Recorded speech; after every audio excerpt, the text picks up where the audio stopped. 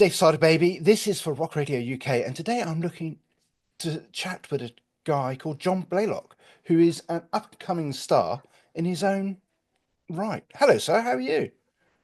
Very well, thanks. Thank you for that very gracious introduction. Well, you know, um, right. I came across you by sheer accident, but sometimes the best finds are always like that. Tell me a little bit about yourself, because we'll talk about the music in a mo. Gladly. My name's John Blaylock. I'm a singer, I'm a songwriter from Manchester. I love to make music. I love to make music with people. And I've been blessed that I've been able to be all over the world making music with people all over this amazing planet.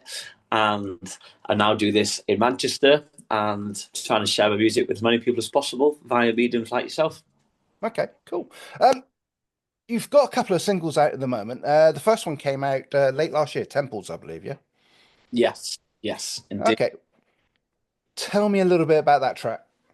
Certainly. So Temples was the debut release off this album that I recorded with Guy Massey and Helen Balding. It's a song about us all being connected and about how society tries to divide us and put us in boxes and say, if you're in that box, you shouldn't like the people over there, and vice versa. And I don't really believe any of that. I just think we're all the same. I think people are fantastic.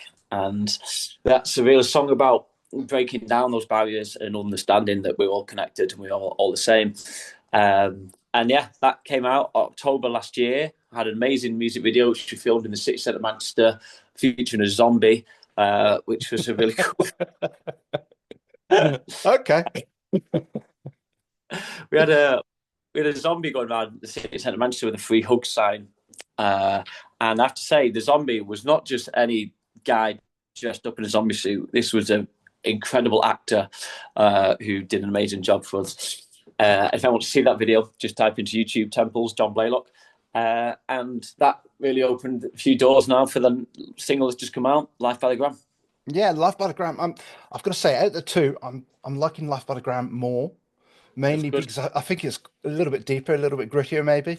Yeah, So explain the premise about that then. sure. So, I mean, as I said earlier, I love making music with people, and Yeah. I lived in London for a year. And a good friend I used to write with over there a lot. One day, he said to me, "I've got this great song title," and he says, "Life by the Gram." And I was like, "Mate, that's brilliant." I said, "It's brilliant because it can mean so many different things to so many different people, and let's write it, and let's write it kind of openly so people can interpret in the way they want to." So it means something to me. It means something hopefully different to people that hear it of different ages and different generations. But again, it's a song about letting go and overcoming addictions or compulsions, and yeah, being a better human. Okay. Okay. So basically, you're bringing across a very positive note in your music, or I'd try like to to. think I'm a very positive person, and I do believe that people are amazing. I've travelled. I've been to a lot of countries. I've been to a lot of countries where people say you should not go to that country because it's really dangerous, Okay. and and in those places, that people at a community level are amazing and will do Yeah. anything for you, and that people really are fantastic. Apart from the ones that rise to power, but we won't talk about Yeah, we've decided to steer clear of politics and religion today, didn't we? I mean, you. Well, let's touch upon this traveling. I mean, how long have you been traveling for? I mean, you're not an old chap, are you? that. No, still sprightly. I'm pleased to say, but um, probably spent a good 5 to 6 years of my life outside of Manchester and either traveling around or living in different places. Yeah. I lived in LA for a year, lived in Japan for a year, lived in South America for a year and a half, lived in Scandinavia for 6 months, and I've travelled a hell of a lot in between. So, and the other ones, I lived in Pakistan for 3 months, which was a really cool place to be. Uh, and yeah, I've always loved this. I loved meeting other people and seeing different cultures and just being in random places, doing random things. Love it. Yeah. Do you think this has helped with your writing, your songwriting ability? Just pulling from different. Yeah, 100%.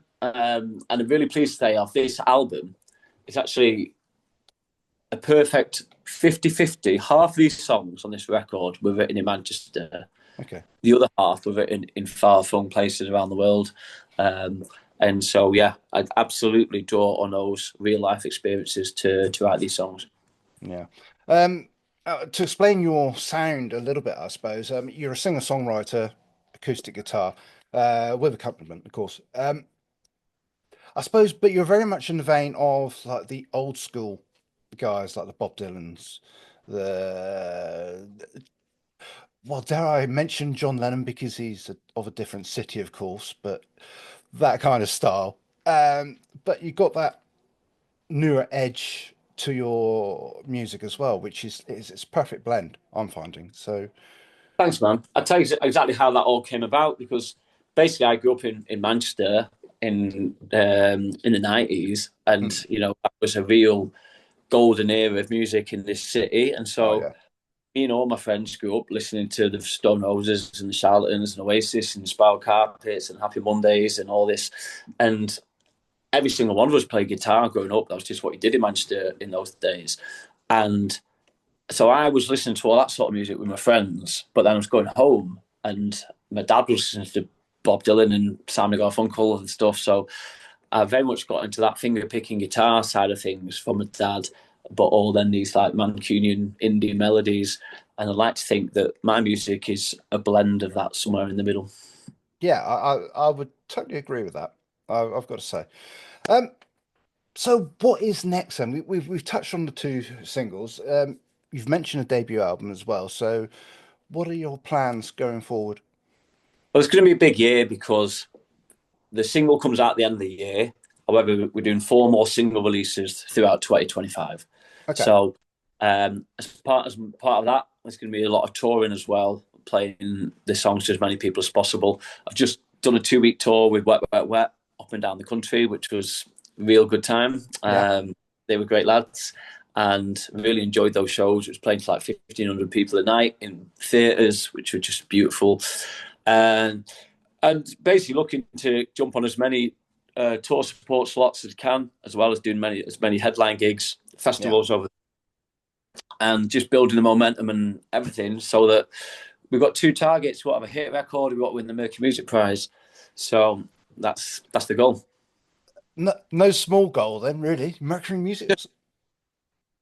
Totally. Well, I applaud your enthusiasm. So, I mean, that is a good goal. Um, okay, so people could, well, I suppose, let me frame this another way. Musicians today rely on the social medias to get their figures up and get people to interact and stuff like that. So, where can people find you to search out A, your music, and B, your presence on the internet, shall we say? Yeah, absolutely. My name's John Blaylock, so that's always a good start point. I'm very pleased to say I've now commandeered about the first 4 pages of Google. So if you just type me in Google, I, uh, and you can find the socials from there. Or if you do want to go straight to Instagram or Facebook or TikTok or any of those things, it's just John Blaylock Music. And Blaylock is spelled Blaylock. So at John Blaylock Music. I know the music's available on iTunes, but I assume it's on all other streaming platforms as well.